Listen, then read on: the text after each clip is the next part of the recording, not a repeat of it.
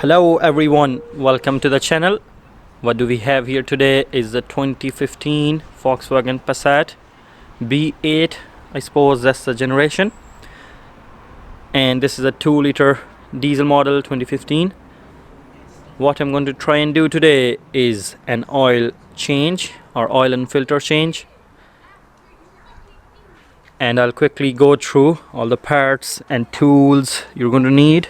First of all, you want your car to be at a good running temperature, so operating temperature around 90 degrees for the coolant, which is dead on in the middle, or basically an operating temperature so the oil kind of comes out easy enough.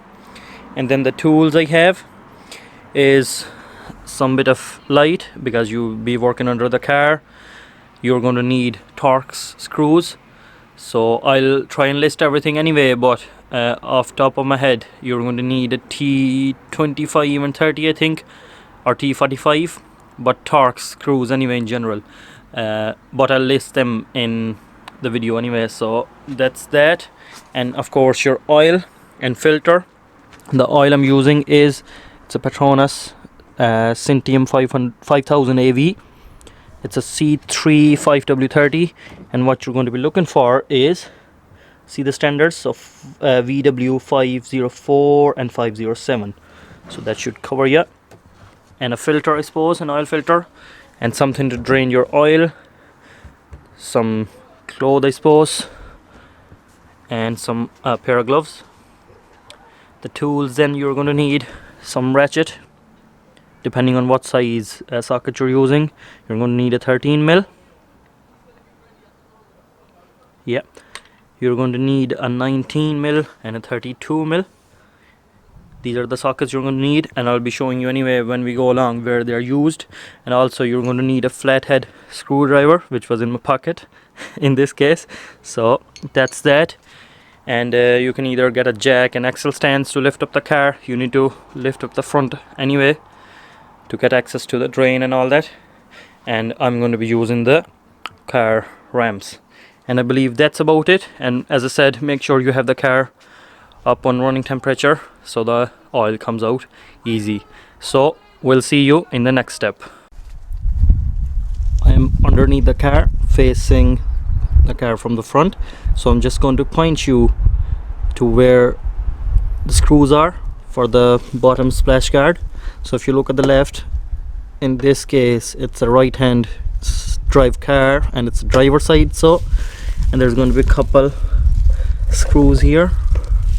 Some of them are missing, but that's okay. And this one is going to be T25s, all the ones on the side and few on the front. So this one here T25, and similarly all around the side. So all these front and side are going to be T25 Torx screws. And then if you come towards the back, you're going to see 3 screws, 1, 2 and 3. They're all T45 Torx, and I'm just going to remove these and see you in the next step.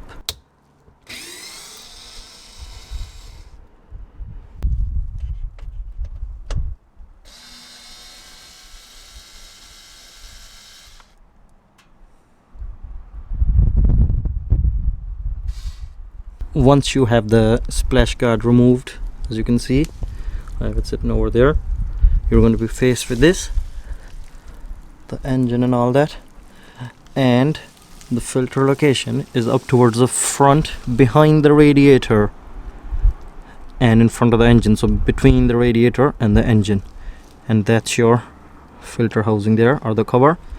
And then what you actually need some snips or cable cutters or pliers or whatever you want to call it.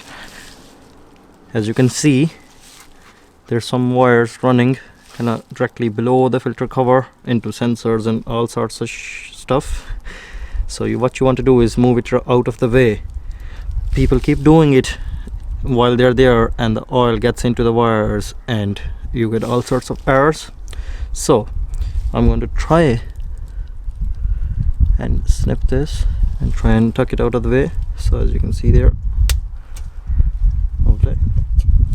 And so what I'm going to do is I'm just going to tuck it out of the way somewhere off camera, wherever I can find it handy, And then the next thing is you're going to remove the 13mm. It's all plastic, so just be careful. So the 13mm in the middle, that's to drain your filter housing, so there will be less oil dropping after you remove the main 32mm. So we'll see you in the next step. What I have done there is so just below your oil filter there's this plug, as you can see, where the wires were going. So I ended up removing this. There's a tab, there's a kind of tab thing on the top, so you have to pull it out and give it a good few wiggles and try to use the leverage of a screwdriver maybe to remove it. I believe it's a coolant sensor of some sort. So it's just right below the oil filter housing. So as you can see, it's a bit clear. So what I've done with the wire is, so there's kind of a plastic clamp on this side, on the left side of the vehicle, let's say. You have to remove your cable from that, and it's this cable which I've removed, and I've kind of tied up with the kind of fan shroud, let's say, just to move it out of the way. And I've tried to move the radiator hose as well as much as I can, kind of just tucking it to the side, and that's your oil filter visible and nothing in the way. So I'm going to proceed with draining the oil and oil filter and everything, so we'll see you in the next step. After removing the splash guard, the car is up to temp. I've removed the oil fill cap, and also I've taken out the oil dipstick, and now I'm going to progress to drain the oil. To remove the drain plug, it's to the back of the sump towards the car, let's say, and it's a 19mm. I've cracked it open anyway, so I'll just quickly show you. And that's how it's going to come off. Make sure you have gloves on. The nylon or the other ones, the plastic ones, are kind of better, but here I'm going to collect the oil then, and we're going to move to the filter next. What do I have here is a 13mm socket with an extension bar to the ratchet, and I have a drain pan here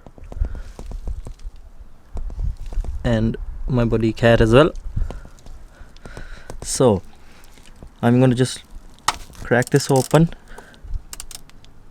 That is to drain your oil off the filter cover, and then we're going to proceed with removing the 32mm, the whole cover. This is the drain plug of the filter housing or the cover.